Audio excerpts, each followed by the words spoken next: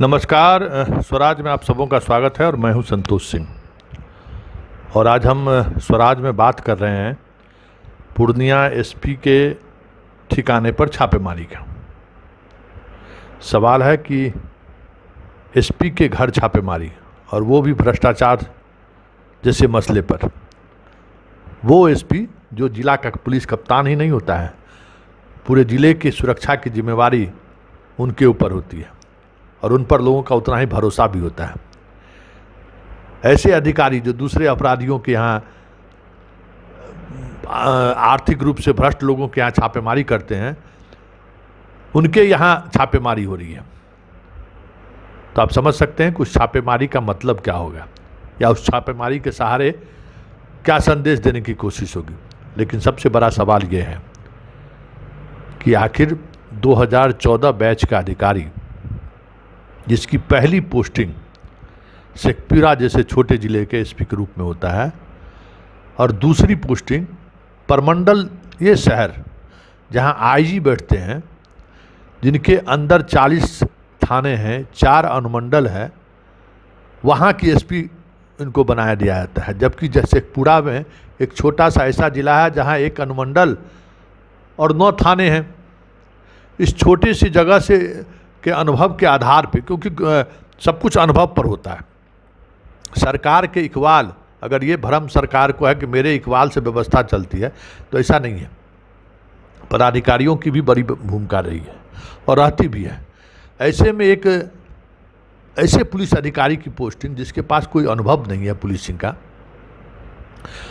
वो व्यक्ति अगर इस तरह से चुनावी मैदान, वो व्यक्ति, उस व्यक्ति को पूर्णिया का एसपी बनाया जाता है, जबकि वो एसएसपी रैंक का जिला माना जाता है।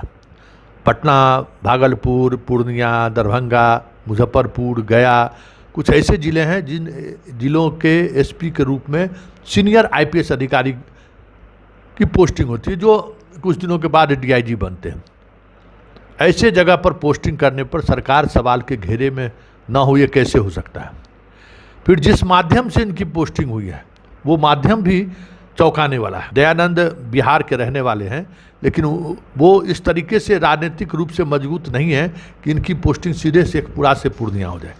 तो आखिर पोस्टिंग का आधार क्या रहा? तो पोस्टिंग का जो आधार रहा, कहीं न कहीं उसी आधार के बल पे वो लूट रहे थे। शेखपुरा में उन्होंने खनन माफिया के सहयोग से कितने पहाड़ों को उन्होंने उजाड़ दिया, ये किसको नहीं पता है। पुलिस मुख्यालय में कौन ऐसे अधिकारी हैं जिनको ये पता नहीं है कि वो क्या करते थे। अंतिम समय में जब शेखपुरा से इनका तबादला हो गया, तब भी कई पुलिस अधिकारियों की इन्होंने ट्रांसफ़र पोस्टिंग की, थानेदार के रूप में। सबको पता है, इसकी शिकायत पुलिस मुख्यालय में डीजीपी तक को हुई थी, लेकिन इनका ट्रांसफ़र पूर्णिया जैसे जगहों पर कर दिया गया। मतलब आप भ्रष्ट हैं, भ्रष्टाचारियों के साथ खड़े हैं, भ्रष्ट आचरण है, लेकिन आपको मेवा पुरस्कार में मिल रहा है। तो फिर वहाँ जाकर वो क्या करेंगे? शराब माफिया के साथ उनकी मिलीभगत हुई, और फिर जो हुआ वो सामने है। किस तरीके से आपने भी देखा कि कितने बड़े स्तर पर निवेश की बात उनकी सामने आई है। और ये निवेश कोई ऐसा नहीं है कि अचानक ये निवेश हुआ है। शेखपुरा में इनके 2 बच्चे हैं, और ये कंपटीशन रहता था, और ये कहा जाता था कि जो भी इसमें जन्मदिन समारोह में शामिल होंगे, उस समारोह में बच्चे का चेन, सोने का चेन के अलावा कोई दूसरा गिफ्ट लेके नहीं आएंगे।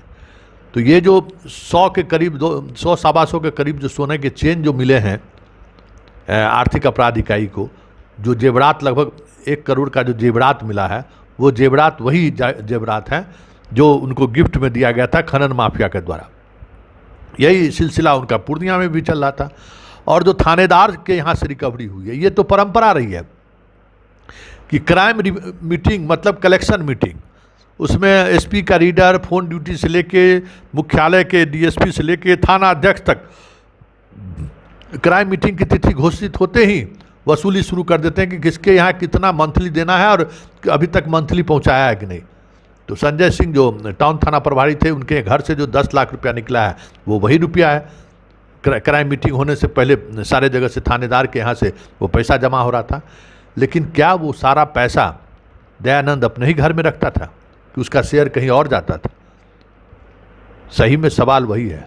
और जब तक इस सवाल का ठोस परिणाम सामने नहीं आएगा कि आखिर ये चेन कौन सा है, कि ये पैसे लेकर जिले में पोस्टिंग करना, फिर जिले में थानेदार की पोस्टिंग करना, ये जो एक चेन है, थानेदार से लेके डीजीपी तक का जो ये चेन है, जब तक इस चेन पर हमला नहीं होगा, इस तरह के भ्रष्टाचार के खिलाफ कार्रवाई करना कह सकते हैं कि फौरी तौर पे